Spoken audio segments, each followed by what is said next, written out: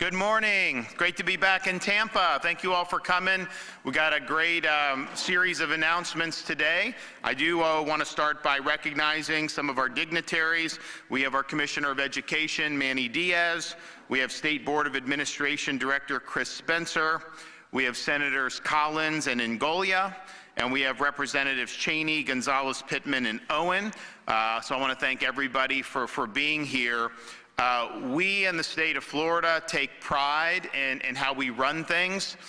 I say we were DOGE before DOGE was cool, because if you look at the way we manage things and compare us to a state like New York, which is our closest competitor in terms of population, although it used to be they had more people than us, now we have millions of more people than New York State does, yet New York State's budget is over twice the size of the state of Florida's budget. But when people come down here, they tell me you have better services, roads, schools, all this other stuff. And so something is happening with that money. I know they're taxing a lot of people for it, but we do things a little bit different. And so I was just, having been in this fight for a long time, working with our agencies, working with the legislature to make sure we're standing for taxpayers, I was very pleased to see the emphasis by the Trump administration on this Department of Government Efficiency, this DOGE, with Elon Musk leading the charge. Now, Washington is a much different beast than Florida is, because this has not been attended to for really many decades. And this bureaucracy has grown to massive proportions. The money that gets done in there is basically on autopilot as Congress does things like continuing resolutions and omnibus bills, and nobody reads this stuff, and it's your money and the credit card and everything. And so it needed to be reined in. And so you have seen what they have done going in. They are pruning the workforce. I'll talk about our workforce in a minute, but much different than how DC does it. They have exposed slush funds like USAID. They've rooted out hundreds of millions of dollars in contracts and grants that were intending to promote DEI, which we eliminated in Florida in our education years ago, but it's something that has been very pervasive in our country for the last few years. They even discovered that tens of millions of dollars in FEMA funds were used by the Biden administration to put illegal aliens in nice hotels in New York City. I think a lot of people in the Tampa Bay area would have liked FEMA to be more attentive to them, except FEMA, they wouldn't go to people that had Trump flags in their home, and meanwhile they're showering all these benefits on illegals. One of the things, though, that I think that we are looking at with that, because as I said, Florida's a different beast. We've had this focus, certainly since I've been governor, to make sure that the state is lean and as efficient as possible. But one of the things that they're doing with these technology teams that kind of go in is they're leveraging things like artificial intelligence to be able to review payments, to be able to review contracts. So we have people that review these contracts. So for example, we review the contracts for DEI. If it's there, we don't allow it, or grants. But to be able to have the AI, I think that's been an added tool, and that's one of the reasons why they've been able to expose so much. So I think it's really good. I think taxpayers need to have a seat at the table in Washington, and for too long, nobody's cared about the taxpayers, much less the next generation, who's ultimately going to have to pay for all of the mismanagement that we've seen over these many, many years. Now, as I said, in Florida, we were DOGE when no one was even talking about it, before it was even cool to do. We've worked hard to make this government as efficient and as effective as possible. My first year as governor, we took a look at all the professional and licensing regulations and apparatus that have kind of grown almost like barnacles on a ship throughout Florida over these last many years and even decades. We brought in people from all around the state and say, we want to find solutions. We don't want people bogged down, and we don't want to create barriers to entry for people who potentially could make a living in one of these things. And so our licensing boards proposed a major overhaul. We were able to enact major legislation that was one of the biggest streamlining of government that we've seen in modern state history. It was called the most sweeping occupational license reform in all of Florida history because it abolished requirements or loosened them across more than 30 different boards and professions. And so that's a huge, huge transfer of power away from bureaucracy and towards people being able to be successful in our state. We've also made it a priority to prune and eliminate spending, particularly spending that isn't appropriate or is wasteful. We want to make sure that people are good stewards of your hard-earned dollars. And so just look year over year, what we're spending in this current fiscal year is billions of dollars less than what we spent in the previous fiscal year. Imagine that. You actually spend less money year over year in a government. Who's ever seen anything like that? And notice what they talk about in Congress. You'll hear them say, oh, we're going to work on a deal for $1.5 trillion in cuts. Just understand, that's Washington speak. It's not actually cutting year over year. What it is they project out 10 years. They project out massive increases in spending over 10 years, and they basically say they're going to reduce the anticipated increases in spending over a 10-year period by $1.5 trillion. They don't actually cut 1 cent from the current baseline. The baseline will keep getting higher, just not as high as the forecasts are. So they are not cutting $1.5 trillion in this current year. I think when we do things, and certainly with the legislature, they're looking, what'd you do last year? What are you going to do this year? We can't say, oh yeah, we're going to cut spending and we'll project out 10 years. Nobody does business that way. You can't operate certainly your family's budget that way. I mean, imagine if you wanted to go on a spending spree during Christmas and you said, well, I'll just offset it with, I'll reduce spending in the family budget, but I'm going to do it over a 10-year period, not right now while I'm actually spending the money.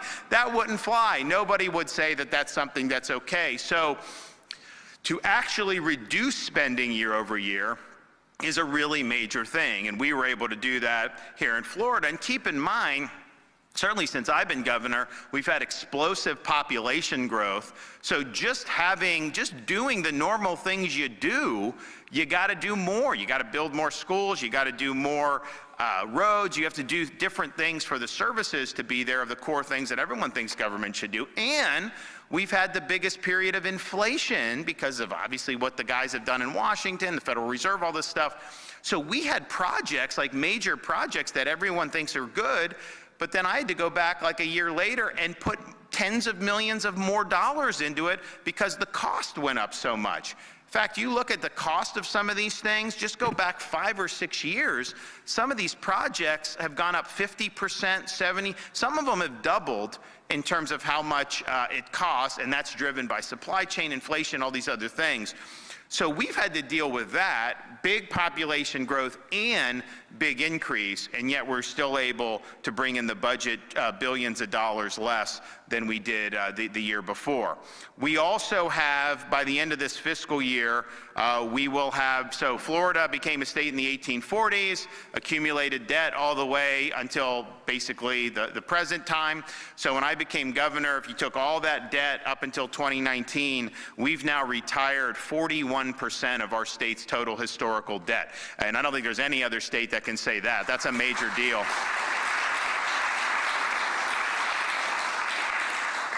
And so our debt per capita dropped from $1,457 15 years ago. Now it's $664 per person in Florida, so that's a 54% increase. And just put that in perspective, your share as a Florida resident is less than $700 a person of our outstanding state debt. Your share of the federal debt as an American is over $100,000 per U.S. citizen. I mean, that is something, that's a stark difference in terms of what you do. We also have maintained a AAA credit rating, which not every state can say, and we have more than tripled our rainy day fund. We call it the Budget Stabilization Fund, and we have major plush reserves, which had not always been the case as well. And get this, you want to talk about efficiency? Florida has the lowest number of state government workers per capita of any state in these United States. That is what you call a small government, and yet, if you compare our services to peer states like New York and California, where would you rather go to the DMV? Would you rather go here or would you rather go there? Where would you rather try to open and start a business, in Florida or some of these other places? And so our services, even with that small footprint, are actually better than what they're doing in these other states. And of course, when you're efficient and you're good stewards of the taxpayer dollars, returning money to the taxpayers in relief is something that's really significant. And so just this current year, the legislature was able to pass, and I signed, $1.5 billion in tax relief. Some of those are permanent tax cuts. For example, recently, I think it was 2 years ago, we eliminated all sales tax on all baby items permanently. So you have a kid and you need to buy all these different things, the diapers, the cribs, everything that goes along with that, and it's expensive. You now do that tax-free. So that saves families hundreds of dollars, a minimum a year, probably more depending on how things are. And this stuff gets more and more expensive every single day. We also do toll relief. So we will have 2 straight years where we've done a 50% rebate for tolls for all of our commuters. So if you're a commuter, you ping it a certain number of times a month, they just refund your bill 50% at the end of each month. That saved Floridians, families, hundreds of dollars a year as well.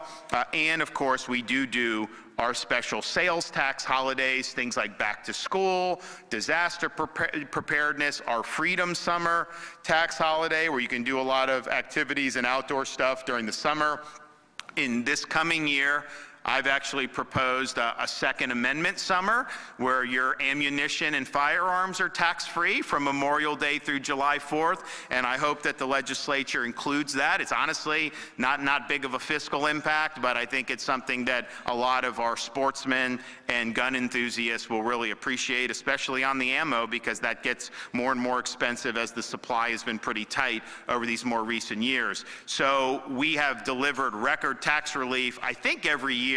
Certainly for the last 3 or 4 years, we've delivered more tax relief than had ever been delivered in the history of the state of Florida. Going forward, we're looking to eliminate another tax. So Florida's the only state in the country that charges tax on business rent. So if you start a business and you have to rent a place, an office, you actually have to pay tax. They pay tax on the rent going in. And it just doesn't make sense. It's not a really good way to do this. And so we've put a proposal, and we've already reduced it a lot since I've been governor, and that's been helpful, but we've put that proposal in, so over a 2-year period, we'll just simply eliminate the business rent tax entirely. And that'll be very good for a lot of folks who are trying to start businesses. It's also just an inappropriate way to tax. I mean, if we're the only state, look, we lead, and so we do things other states don't do. So I'm not saying we have to mimic other states by any stretch of the imagination. Heck, you look at what we've done. We're the only state that's enacted all this legislation to crack down on the illegal immigration and to help people like Tom Homan remove illegals from the state of Florida. I mean, we need to do that. And so we went above and beyond on that. No other state has done. Maybe some other states will, because I think they see people like what we did.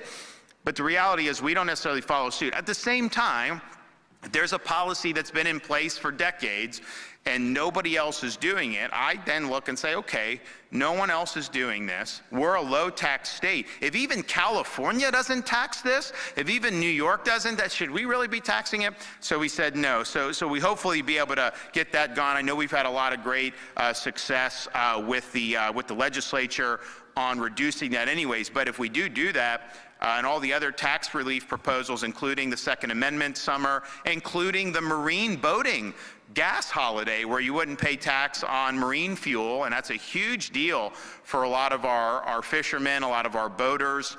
Incidentally, I met with the new Secretary of Commerce, Howard Lutnick. He's a good guy. And and I showed him, because Commerce oversees NOAA, which oversees the fisheries. And we obviously have a nice peninsula, sunny peninsula. If you go on this side, if you go into the Gulf, we have been delegated in the state of Florida the ability to manage our red snapper population and to make sure people can go or not go depending on what it is. Obviously, we want the population to be healthy. We're required to do that under the law. But we've been able, since I've been governor, to dramatically expand Gulf red snapper season. We now have like 105 days, I think, for Gulf red snapper season. That's a huge thing for so many people who are on the west coast of Florida. Meanwhile, you go across the peninsula to the Atlantic Ocean. You know how many, and we don't manage the Atlantic red snapper, that is managed by the federal government. So as we're doing 105 days for Gulf red snapper, you know how many days they gave us for Atlantic red snapper? 1 day. Are you trying to tell me there's only 1 day worth of fish in that? Of course not. And we know that the boaters that go out there, the fishermen that go out there, these fish are everywhere. That's what they were telling us about the Gulf, and that's why we did our overhaul and said we're going to do it, and the population is even healthier. So I told them, I said, listen, give us the ability to manage this.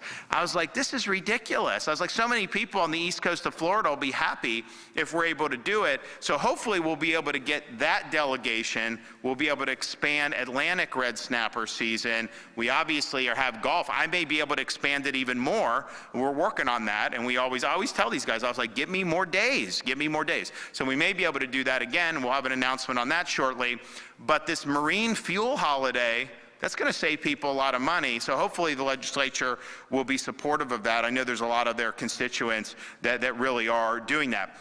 So more relief for taxpayers, elimination in our budget. We are proposing an elimination of 740 state government positions. And so we already have the smallest footprint of any state, and we're pruning even more. And that's 740 on net, because we do have to add positions in certain areas. For example, corrections, we need more people there.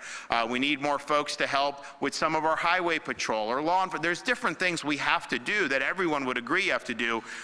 So we look at that, what's the increase, but then what's the decrease? And the net is going to be 740 fewer positions as a result of what we're doing. So we want to continue with these proposals. So this has been our frame of mind from the day I took office. I'm proud to be able to say that our state has never been in better fiscal health. When you're paying down 41% of the state's debt that it's accumulated after 180 years, 180 years, that's a huge thing. Tax relief, all this stuff, very good. Reducing spending, which no one else is really doing. But we always want to get better.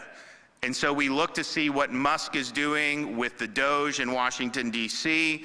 And the one thing I think that they're doing that we need to incorporate is to utilize and leverage technology like artificial intelligence to be able to police the payments and the operations and the contracts that are done in government. You know, for example, we have people that review these contracts, and if there's DEI, they nix it and things like that.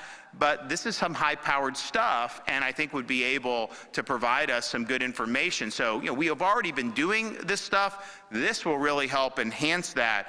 So today, I'm pleased to announce that we are launching a comprehensive initiative to continue to streamline our government and to continue to eliminate unnecessary bureaucracy and to continue to ensure tax dollars are used in the most efficient way possible. We are creating a state DOGE task force that will implement a multi-pronged approach to eliminating bureaucratic bloat and modernizing our state government to best serve the people of Florida in the years ahead. This will be just similar to the federal DOGE. It's going to be a limited amount of time.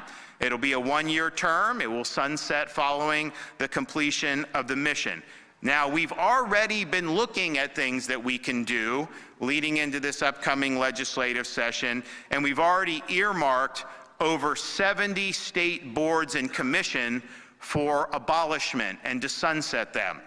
This will restore power and accountability to Floridians. I mean, I get all these boards, and we have gotten rid of some, and then we get appointments to all this different stuff. And I'm like, well, why can't we just do that through the agency? Do we even need this? And so we've asked these questions over the last really couple years to tee up this major reform. So we will be proposing over 70 state boards and commission to sunset and to get them off the books. Again, I don't know that there's that many other states that are doing it. Actually, Iowa, Governor Reynolds, I know she sunsetted a lot of agencies, and that seems to have worked very well. There may be a couple examples around the country, but by and large, that's not happening. We want to make sure that these boards and commissions aren't just continuing to grow without ever being reviewed for effectiveness. So that's what we're doing, and I know there's a lot of support in the legislature to be able to eliminate some of these redundant entities. And we have been working on reviewing every single board, and there's hundreds of these things.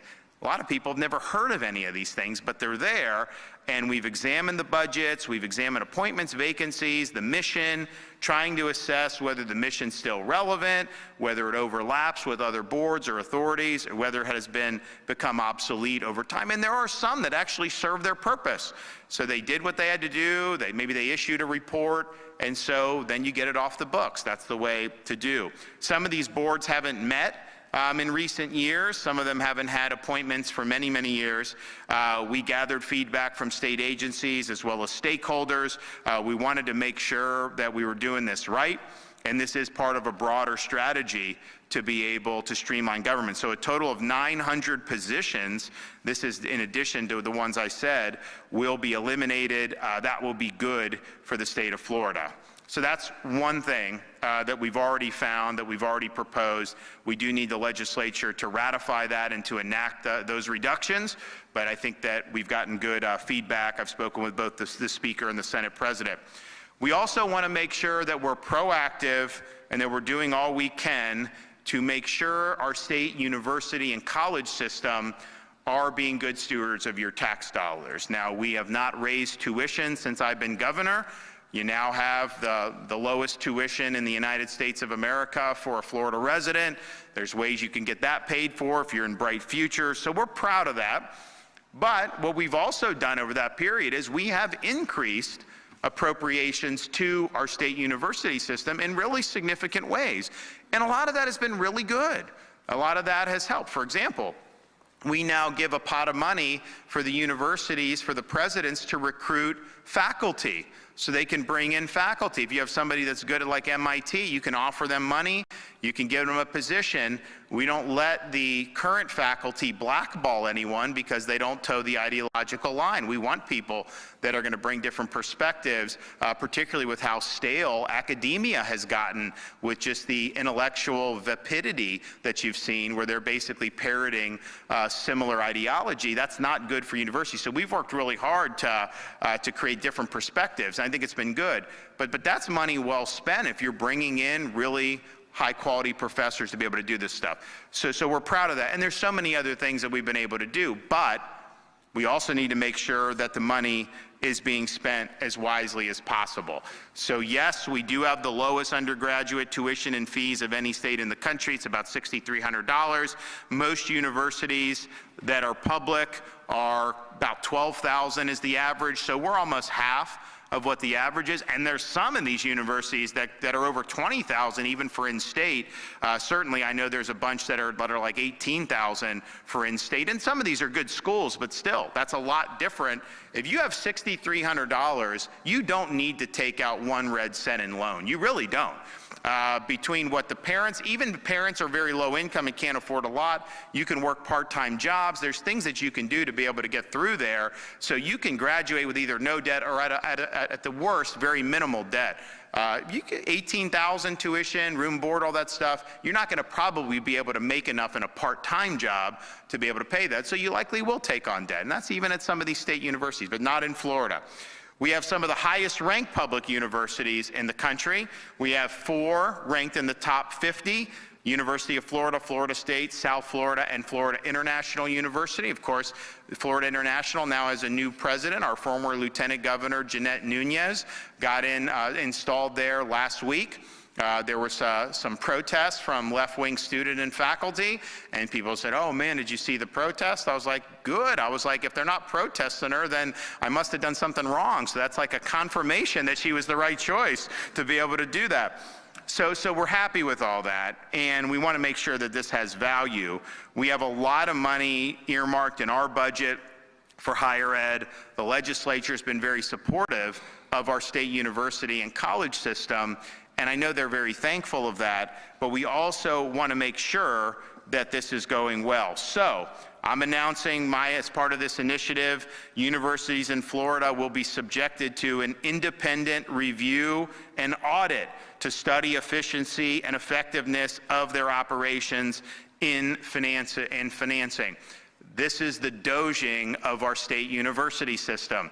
And I think it's going to be good for taxpayers, and it's ultimately going to be good for students as well. We will conduct a deep dive of all facets of university operations and spending, including debt and financial management practices, and make recommendations to the Board of Governors to consider and implement pathways to eliminate any unnecessary spending. Now, this will include examining courses, programming, and staff at the institution to ensure that Florida students are receiving an education that will best equip them to gain meaningful employment after graduation. There are certain subjects that, look, if you want to do some of this, go to Cal Berkeley, go to some of these other places. We don't really want to be doing some of this stuff in Florida. We want to do the core, important subjects, not only with a goal towards employment, because there's classical liberal arts subjects that are really important, can help you become a better thinker and ultimately see the world in better ways. So there's a whole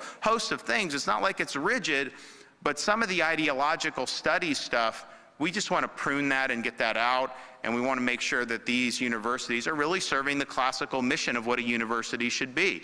And that's not to impose ideology, it's really to teach students how to think and to prepare them to be citizens of our republic. Now, examining the institution's administration, which we will do, will help ensure that no excess or bloat of personnel is there that doesn't have a meaningful impact on students. We also want to make sure we did things. We were the first state in the country to eliminate DEI in higher education. You're now seeing a lot of that being done at the federal level here in 2025, but we did this a couple years ago. The problem is I think what you see in some bureaucracies is they say, oh, we can't do DEI, so they just rename it and continue to do it, just kind of under a different banner. And we are going to be looking to see whether that's going on, because obviously the university top is not going to be able to get away with doing it. We know that. But you have so many programs that are embedded, and we want to be able to see. We want to be able to unleash the audit on that. And then if there is, then we need to sunset that. You can't simply say you're following our law to eliminate DEI by just simply recharacterizing it using different terms. You're still violating the law, and if we find that, we will absolutely hold accountable. So we look really forward to this. I think it's very, very important that we do. We may need to work with the legislature to tweak some statutes to make sure that this goes as strongly as possible, but this is something that I know our taxpayers will appreciate very much. Now, state agencies. I am ordering that all state agencies, and we always audit, we're always constantly doing this, but we are going to add these IT and technological tools that the federal DOGE is using. So we're going to use artificial intelligence. We're going to have people that have strong IT going in there and looking from that vantage point, because it's just a different vantage point than how you do normally.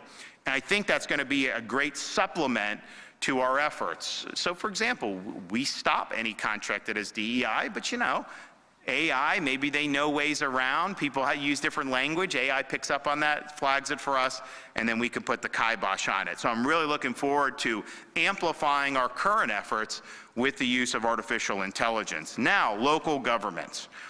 It's interesting. I don't know that there's very many local governments in Florida that have reduced their budgets like we have at the state level. Maybe there are, you can tell me. I don't think in this area there's been very many that have done that. So the question is I think a lot of these local budgets have ballooned in recent years. I think there's been a lot of spending. I don't know that the taxpayers have always had a seat at the table. I don't know that the visibility on how money's been spent has been very good, but we're going to find out. State of Florida, we have focused on lowering the budget, paying off debt, as well as by delivering tax relief. We know many local governments have done the opposite. They've opted to increase their own budgets and even subject their citizens to higher taxes, such as higher property taxes, to pay for these spending habits. And you know, these property taxes, it's like you buy a home, you buy land, you know, maybe you buy the home outright, but maybe you pay off a mortgage over 30 years. And then, okay, you've paid off the mortgage, you bought the land, you've been taxed many times. It's like, is it your property or not? Just for being on your property, you got to write a check to the government every year. So you're basically paying rent to the government to live on your own property. And our homestead exemption is not strong enough to help these folks because the property gets assessed so high. And that's the thing. If you buy a home for $300,000 and you know there's certain tax, well then what? 10 years later, they say it's worth $700,000, and so, and they say, you know, there's homestead stuff that helps protect you to a certain extent, but you're paying more, and a lot of people can't afford that. So I think that that's a big issue, and I know we're going to be really looking at ways to bring people relief from that, because I think it's been really something that's pinching a lot of homeowners, particularly seniors on fixed income. But the reality is people have seen, and this is not the state, we don't control this, you know, we've not allowed any of that stuff to happen. We've been cutting taxes, but people have seen their property tax liability go up over these last years because the property is being assessed higher and higher. And the reality is you don't really know how much your home is worth until someone offers you money and is willing to pull the trigger on a sale. That's how a market works. You can say it's worth this much, but if no one's willing to come and offer you that much, then why should you pay taxes on that amount? And so there's a lot of things that need to be done with that. But as part of our DOGE initiative, our state task force will look into local government expenditures by utilizing publicly available county and municipal spending records so that we're able to provide this information in a digestible way for the taxpayers throughout the state of Florida. I am also going to request, and I've spoken with the leaders of both chambers, Speaker Perez and President Albritton, about legislation to be able to give the DOGE team enforcement power so that these municipalities and counties have to comply with these audits. So right now, I can request information of any of these entities as governor. That can be a back and forth. Sometimes they're not very eager to respond, and then you need to, judicial procedure. There's a lot of things that can happen. It can kind of take time. But if we get legislation there, you know what? And we wouldn't do it permanently. It'd be like a year, like they're doing federally. But for the next year, DOGE teams can show up, and they can show up to the county, and they can audit, and they can use AI to be able to do some of the things that we're seeing at the federal level. I think that would be really healthy. I think people would probably be surprised at some of the things, that the money is being spent on. I mean, the fact that FEMA, in the midst of an active hurricane season, was spending tens of millions, probably more than that, to house illegals in these nice hotels in Manhattan instead, and then they haven't been great for a lot of people in Tampa Bay. You just have to scratch your head. But I think there'll be things that are going to be found out. So we're going to be looking to do that. I think we can have strong legislative effort to be able to provide with an ability to DOGE at the local level, be able to give the citizenry very good information about how their money is being spent. Finally, we want to aid what they're doing in Washington to save taxpayers money. So we want to help claw back some of the ideological spending under the Biden administration. Under my leadership, state of Florida has actually rejected billions of dollars in federal funding because they had ideological strings attached. They wanted us to change our behavior, so you accept the money from them and then you give them power over how the state conducts operations. That I refuse to do. I am not going to let them come in and contort our operations just so we can get some crumbs from some of these massive federal spending programs. And the reality is you know, a lot of that stuff really shouldn't have been enacted to begin with. I mean, that's just the reality. So this included, we were the only state in the country to reject money from the Biden infrastructure initiative. We turned down $320 million because if you accepted that money, it would have forced us to track the tailpipe emissions of personal vehicles and implement other Green New Deal style policies to limit carbon emissions from our vehicles.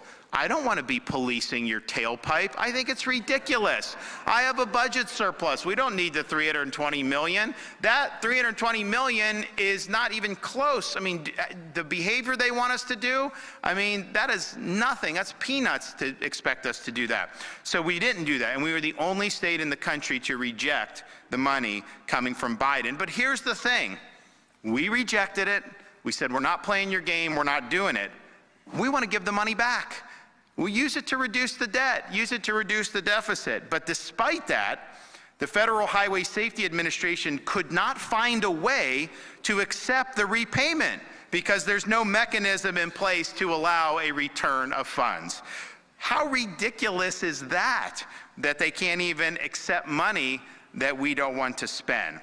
We've also, through our Department of Children and Families, we are able and we're attempting to return almost $600 million to the federal government in funds that we did not need to execute, to use for programs because we've done it more efficiently and effectively.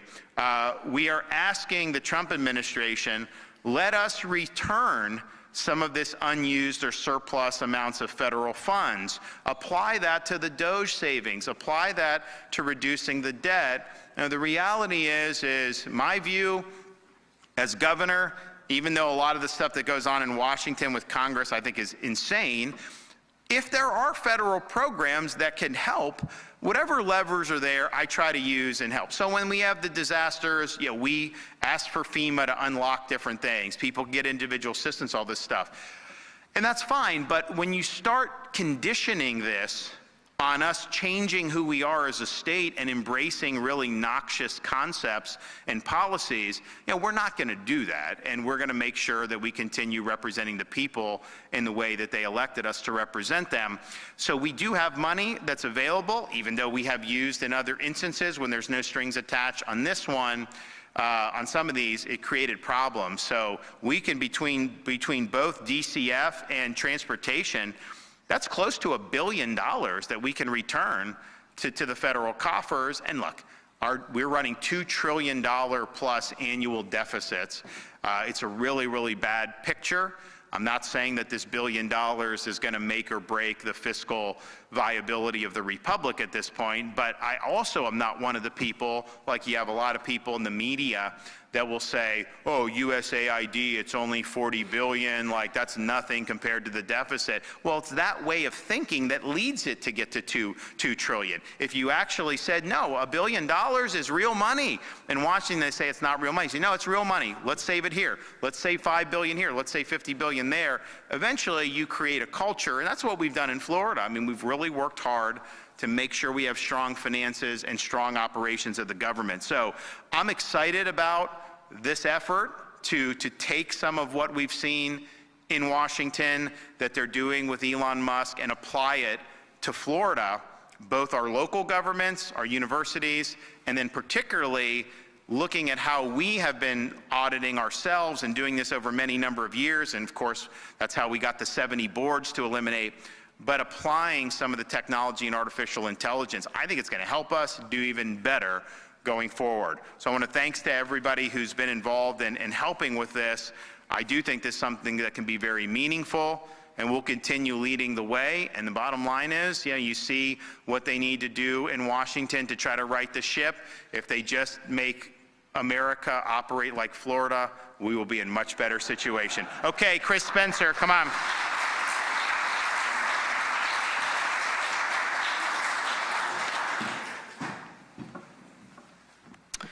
Well, Well, thank you, Governor DeSantis, for having me here today for this very important announcement. I'll start first. Florida has among the lowest tax burden per capita in the entire country. And yet, despite that, that has not stopped any of the transformative investments that the state has made in things like Everglades restoration, traffic congestion relief, infrastructure improvements, and support for law enforcement. And Florida has a proven track record of always doing more with less. And the governor's already made the comparison to the state of Florida versus the state of New York, but to drill that down a little bit further, the city of New York City's budget is roughly equivalent to the current year budget for the state of Florida. And obviously, as the governor said, there's a lot more people in the state of Florida than in the state of New York, and a lot more people than in the state or in the city of New York as well. This strong track record of fiscally conservative fiscal management has proven very successful for the state of Florida. As the governor said, Florida's credit rating among all the major credit rating agencies, including Moody's, Fitch, and S&P, is the highest that it can be, and it's higher than the credit rating for the federal government. And this translates into material benefit for the state, which also means better cost savings for Florida taxpayers. As the governor has highlighted, under his leadership and with the support of the legislature, the state of Florida has had an accelerated debt repayment program. I think it's important to note even further, to drill down, that means not just paying down the debt of the state, but accelerating the pay down of the debt of the state at a time when Washington largesse has been driving the national debt to historic highs.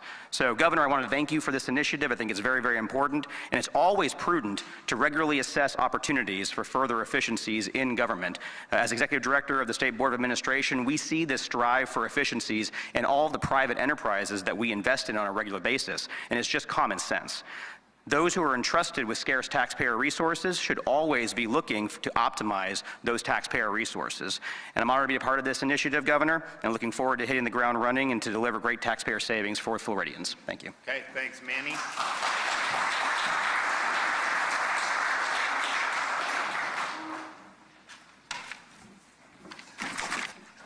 Good morning, and thank you, Governor, for having me here today. As the Governor mentioned, Florida has led the nation in fiscal responsibility and providing high-quality education that is focused on education and not indoctrination, while other states spend beyond their revenues and rack up budget deficits under the leadership of Governor Ron DeSantis. Florida has built up reserves while paying off record amount of debt. While other states have raised tuition at their universities and colleges, Florida has made earning a higher education degree affordable. As the governor mentioned, the lowest tuition in the country, and by keeping that tuition low and also funding the Bright Futures Scholarship Program to help students based on merit. Together, we have worked to reduce spending on programs that do not have outcomes on students, like DEI and critical race theory, and shifted our education budget back to the main focus of providing quality education of our students. The governor has focused on educational programs with high return on investment, expanding workforce education programs that lead to high demand, high wage jobs that actually help Floridians support themselves and their families. This is why Florida has ranked #1 in education for 2 years in a row and ranked #1 in higher education for 8 years in a row. The governor has also taken steps to reduce extraneous spending on programs that have no educational value. In 2023, the governor signed Senate Bill 266, which prohibited institutions from spending federal or state funds on discriminatory initiatives and DEI programs. To further comply with this statute, the Florida college system and the state university system began a review of all the courses listed in general education. In January, the State Board of Education approved the updated general education course list from all 28 colleges. This updated list represents a reduction of 57% of the number of courses under general education. So improving the focus of our foundational skills and transferability of courses instead of spending money on courses and programs that just do not work. Some of them were just dormant as well. But we know we can't rest on our laurels, and when it comes to providing high quality education, our public institutions, and reducing administrative bloat. That is why I wholeheartedly support the governor's mission to review higher education spending. We will review every dollar spent at our public institutions, ensuring that all programs and administrators are laser focused on improving student outcomes, which is what the money should be spent on. The programs at our higher ed institutions should provide our students with a strong foundation rooted in the principles of our country, what it was founded upon, which leads students to a long-lasting career. While other states have pushed students into degrees, as the governor often likes to mention in zombie studies, Florida is focused on the workforce and the needs of our economies. While Florida has made great strides in refocusing our higher education system on educating students for their future, we must continue to dive into administrative spending and reduce bloat so our record of success may continue. It is a great time to review higher education spending with a fine-tooth comb, particularly when it comes to programs that do not contribute to students' future success in the job market. Our students rely upon us to keep higher education affordable so that they do not have to take mountains of debt before they even enter the workforce. And to accomplish that goal, we must keep spending manageable and focus on driving student success. And as we go into the out years, as the governor's mentioned it, this review is incredibly important because you remain lean, and regardless of what happens in the out year with the budget, it's always not going to be a rosy picture. And so we have to make sure that we are focusing on the main things and not have this extra spending. So, Governor, thank you very much. I look forward to participating in this initiative and keeping Florida efficient. Great.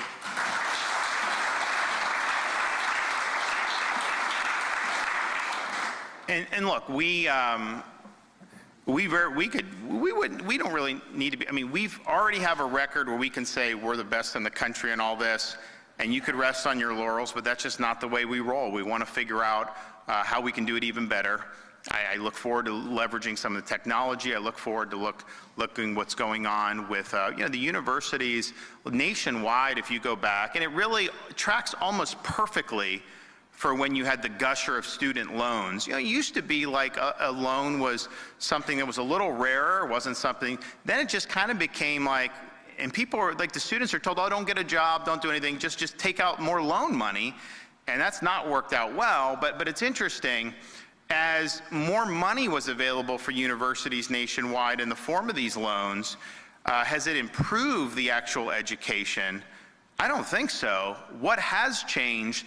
No question, you've seen an explosion in administrative staff since that money has gone into the universities. You go back decades, it's shot up dramatically, and that's not what we're looking to do, and we're gonna see kind of where Florida ranks in all that stuff. But it's important.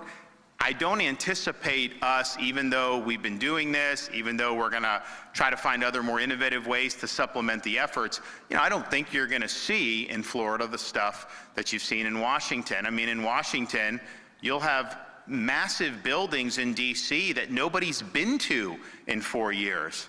The people they quote, work from home, but what ends up happening is you got some of these folks that are basically in the bureaucracy in DC, they're told you don't have to show up to the office, so then they go buy a home in like Tennessee, which is cheaper to live than Washington, but they still get cost of living for being in Washington. So they're getting that cost of living and pocketing it, not having to show up to the office. And look, I just don't think that works. I don't know how you can sustain that, but that's basically been the rule up there for the last 4 years. Even at we were at the White House on Friday, Saturday, and they have there's a building right next to the White House called the Old Executive Office Building, Eisenhower Executive Office, I think they call it now. And so, you do meetings there. So, I had some meetings in the White, but then I had some there. And people were telling me that before January 20th, no one had really even been in there for the last 4 years. It was like a ghost town. Like, this is like a key part for like the administration, the White House staff to utilize, and they just weren't doing it. So it was all just, hey, just, stay at home in your pajamas. And, I'm somebody that the default for me is, you got to show up to work, right? There may be times where work from home can make sense. I'm not saying you can never do it, but I think what's happened in our federal government is they created under Biden almost an entitlement to not show up to work. So that if you're told to go into the office, that's like a big imposition. And there's some people that have already moved far away from Washington, D.C., and they're told to work, and now it's going to be a little bit more difficult for them to show up because of some of the choices they made. So some of the stuff that we've seen in these practices, I think, have been really, really bad. I'm glad that DOGE is uncovering a lot of this federally. I mean, honestly, Congress should have been uncovering this years ago. That's their job to do. You really shouldn't even need to have, the DOGE, but it is what it is. So I'm looking forward to this. I think we're going to have some good opportunities here. And I'm also excited to be down here. We've got spring training is starting. I know Steinbrenner Field's gotten improved. That looks great. We're going to see how it does over the course of the regular season when the Rays are playing there. And imagine that there'll probably be a lot of interest in going to those games, since you don't have to now cross the bridge over to Pinellas if you're here in Hillsborough. So they'll probably do pretty well in terms of the attendance. But it's a good time of year to be in Florida. We've got spring training kicking up. We've got the golf tournaments. We've got 4 weeks of golf tournaments, including Copperhead here in the Tampa Bay area. And it's just, we had the Daytona 500 a couple weeks ago. So it's a good time. Seems like everybody, they say Canadians aren't going to come because of the tension with the U.S. I'm not seeing any downtick in that. I'm seeing massive numbers of people here. I mean, it's hard. We're accelerating so many infrastructure projects. We're going to have some more announcements on that this week. It's hard to keep up with the flow and the traffic and everything that's coming down. So enjoy these, particularly these next couple months. I think are a great time to be down here in Florida. Okay, do we have any questions? Yes.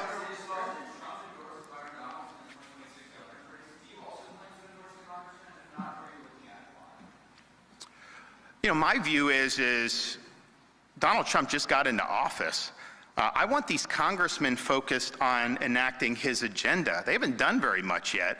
They're not putting his executive orders into place. We'll see what they do on the spending, but we have such a narrow majority that to be trying to campaign other places and missing these votes, I think is not something that's advisable at all. And so the reality is we've achieved victories in Florida. We need to start achieving those victories up there. So I think people look at it and say, you got a guy like Byron, he just hasn't been a part of any of the victories that we've had here over the left over these last years. He's just not been a part of it. He's been in other states campaigning, doing that, and that's fine, but okay, well then deliver results up there. That's what I want to see. I want to see them delivering results for the people of Florida. We deliver it here all the time for the people of Florida, and that's what we need to be doing. And so, I've said I'm going to be, raising money. We're going to be looking to have somebody that's going to be able to continue and build off the success that we've had here in Florida. I think a lot of people think somehow the battle's been won and you don't have to worry about it. We could revert very quickly. That could happen, 100%. And so it really needs to be, okay, are you going to be somebody that's going to fight for people, especially when it's not easy? Have you been willing to get in and get involved in these big battles that we've had and have won over these many years?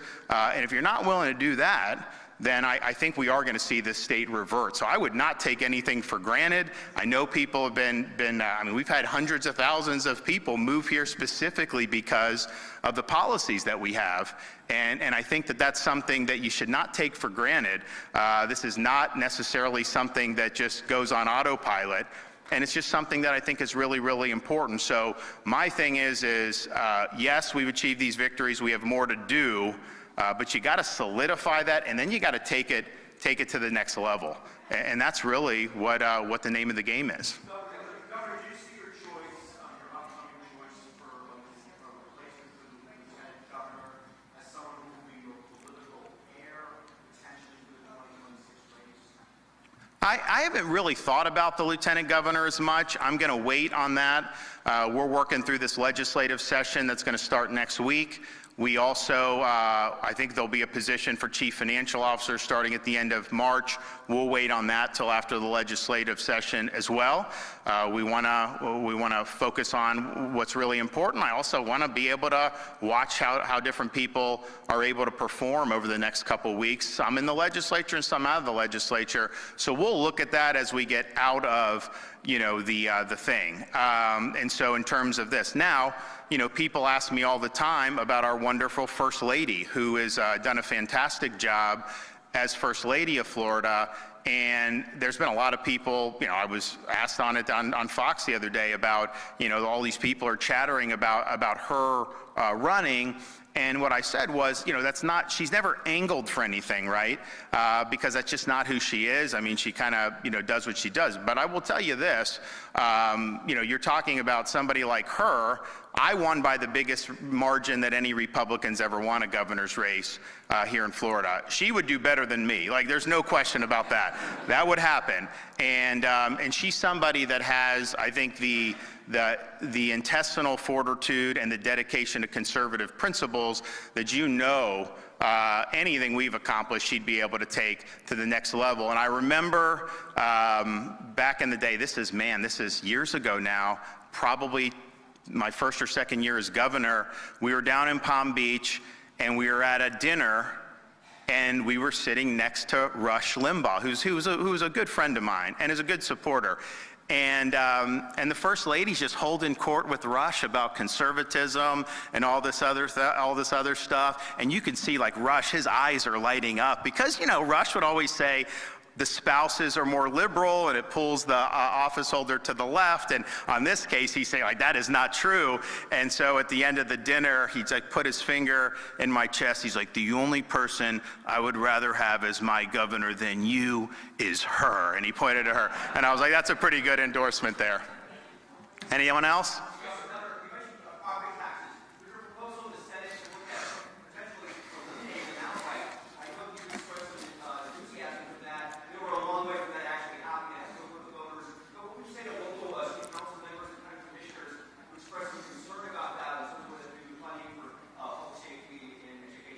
Well, I'd say a couple things. Just one, how do we perceive of the proper role of government?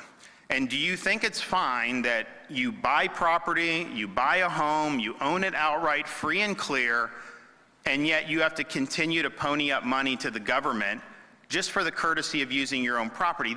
We don't tax like that in almost any other instance. If you want to go buy a car, they can tax you on the sale. There's other ways. You buy a house, they do a documentary stamp tax as part of that. And so it's really an anomaly. So you could have someone that's done everything right, maybe a senior citizen on fixed income. The value of the home keeps getting appraised higher. Even with homestead, that doesn't insulate you entirely from that. And then you're having to write these checks to the government. And that's a burden on people, and that's pinched a lot of people, particularly as home values have been assessed higher in Florida. So that's something I recognize, and I want to be able to help folks. The other thing is, just as you've seen with so much stuff that's more costly now, when you look at the cost of groceries, you look at all these other things that have gone up, and everything's gone up in the last four and a half years. The taxes are one thing that we can control through a referendum on the ballot, through basically government action. And yeah, you're right, the legislature couldn't do it. You'd have to put on the ballot all this stuff to be able to give people relief. But we can control that. There's nothing we can do in Florida to directly just cut the price of eggs by 50%. If I could, I would. But that's just not the way. There's things in the private economy that are happening beyond what we're able to what we can control. We don't control the economy. We can have an impact on it for sure, and we've done that in different respects. So this is pinching people, and I think that's something that you should look at. I also think that we're in a unique situation as a state because we could choose to offload more of our tax burden to visitors and to non-residents if we wanted to. That's just, you have some people that are seasonal residents, how you handle their property. You have some of these investors that will buy different pieces of property and homes. You have people that are tourists and they rent and then they go to the hotels, all this stuff. So I actually think that you could do it to give major relief to people who are Florida residents and they have a homestead here. And probably not miss a beat. But that's one of the reasons we want to DOGE the local governments, because some of these budgets have ballooned and they'll say, oh, well, we need all these taxes. But the question is, do you need to be spending all that? Obviously, we're going to have police forces and fire departments in the Corps. But if you look, there's a lot of other things that some of these governments are spending money on. And so people are going to be able to look to see, okay, we can talk about taxing. We want tax relief. I know some of them probably want higher taxes. Let's have that debate. But let's also have a debate about the spending. And are you spending too much? Can you deliver the same services at less? And I got to think the answer to that's yes, because we deliver the core services in Florida with a budget that's less than half of New York's budget, even though we have millions of more people. And when you say we have millions of more residents than New York, that's true. But like at this time of year, we have probably millions on top of that, right, who are here using the roads and doing all this stuff. And yet we find a way to make it work. So I just think what we can control in terms of the things that are really pinching folks are the property taxes. We have to do it through the Constitution. We can't just do it at state. It is a local function. But people do need relief. The homestead exemption is not enough for people.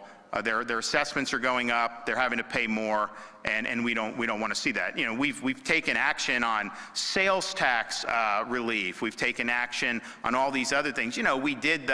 It took a while for the legislature to move it, but they did move it at the end of 22 to shore up the property insurance, and that's been a big issue. It's gone up.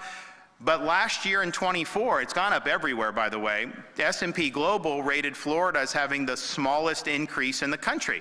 You know, you have others that people are leaving the state and other states. We've had 12 companies move in the last year, 13 months. No one thought that was possible. People thought the whole thing was just going to implode because we were having these storms like Ian and Idalia. But even with doing that, and people have said the market's stronger, the reinsurance was down last year, all this stuff, we don't control those. And I can't just say, yeah, let's pass a law, reduce it by 50%. If you try to do that, then you end up what happens in California. But the taxes, that's purely a government function. So if the taxes are pinching people, then let's do something about it. And so I look forward to seeing what they're doing in the legislature. I think our DOGE audits can be very, very instructive, and hopefully, you know, we'll do what we can with the public available. But if they are able to take the legislation, provide some teeth to the auditing, so that we can kind of do a DOGE on some of these local governments, I think it's going to be very positive. I think the taxpayers are really going to like it, and I think it's going to really increase transparency.